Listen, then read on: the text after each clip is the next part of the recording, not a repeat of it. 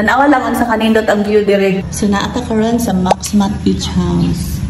Tanawa ang sa kalami ang hangin dire. Init kay siya pero hangin kaayo siya din na.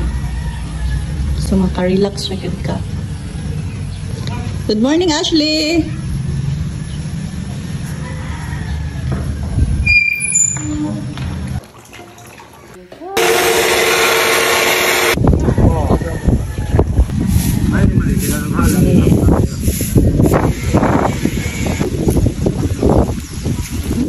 Kalami sa saging.